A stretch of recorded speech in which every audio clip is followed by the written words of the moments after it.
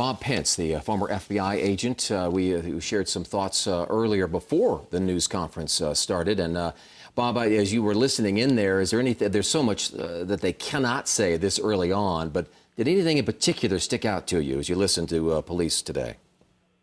No, what's happening now is pretty natural. It's in this case, something has obviously happened in the chain of developing leads that you were able to jump several steps. Normally you try to go from A to B to C to D, and in this case apparently something happened that allowed them to go from A to D. And now they need to do everything they can to backfill, to try to develop the leads, develop the forensics, and those examinations take a lot of pains and they take a lot of time sometimes. So it's not unusual. I think another thing that's pretty unusual is for us to see a picture of a juvenile and to have a juvenile identified, because juveniles have to be handled differently per the law. But this is an extremely unusual case where they had a lot of people, not just the people involved in the neighborhood, but the people in the whole Denver area.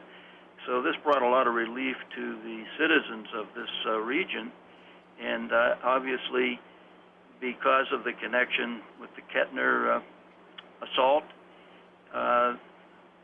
something happened there which they're not revealing, but leads were developed, and then apparently a lead was developed just as late as last night, which made them move very quickly. So with someone that's obviously being charged with two different acts and two different times, there is the possibility that there may be others out there, and I think that made this so unusual to be looking at and hearing about a juvenile.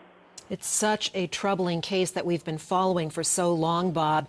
Drawing upon your experience in law enforcement as former FBI agent in charge of our area, what keeps investigators going? What motivates them to stay on a case and look at every clue straightforward, upside down, backwards, to try to see if it will lead to the next clue? What keeps the investigators going? What keeps the investigators going is the love for public safety, and most of them get committed to that right at the beginning. But when you have a crime of such horror that when the report came that this individual's body was found and it was not intact, that adds a tremendous incentive to try to identify who might be in our area capable of committing such an act and to prevent it from happening again. So it's not only the need to identify and stop, it's the need to bring justice, one, and prevent further acts from happening. And I think that all of those took place. That's why we had such an outpouring of so many investigators from so many agencies, as well as citizens who came to volunteer. Yeah, citizens certainly played an important role in keeping up the spirits, not only of the family, but certainly law enforcement. Bob, as you're speaking, we're seeing live pictures from Air Tracker 7 as authorities are transporting the car that was taken from the driveway of the suspect's home, 17-year-old Austin Reed Zig. Remind our audience what kinds of police activity would take place with that vehicle. What would they be looking for specifically? Well, if they've taken a vehicle, obviously they're going to be looking for anything that would be involved in the forensics. And again, the police did not reveal the steps that they're taking or the leads, and I certainly wouldn't want to get involved with hindering the investigation in any way. But just to say it in an overview, they'll be looking at everything and anything in the vehicle that might be a clue or might be pertinent to one or more crimes that might have occurred. Bob, as we see this ground shot now from in front of the suspect's home, they have erected some sort of a shelter, a tent, and they are putting up screening to keep us from actually seeing what they're going to be doing behind that screen. Can you give us an indication of the situation here at the suspect's home? Well, it's very possible that the subject's home is the crime scene that they were looking for. We had the crime scene where the body was placed ultimately We had a situation, obviously, where there was a backpack left, which was a different potential crime scene. So now that the home has been identified, they obviously are treating this home as a separate crime scene, and that's very appropriate. Yeah, obviously, does this cause investigators now with this arrest, Bob, reason to go back and re-interview neighbors or acquaintances, or do the interviews they have on hand, will they suffice? It will depend on what they develop. Anything that leaves a question is going to need to be resolved. And as I said, they skipped a lot of steps in order to terminate somebody who was considered obviously dangerous. And now they have to go back and trace all those steps and account for everything that's being developed in the leads.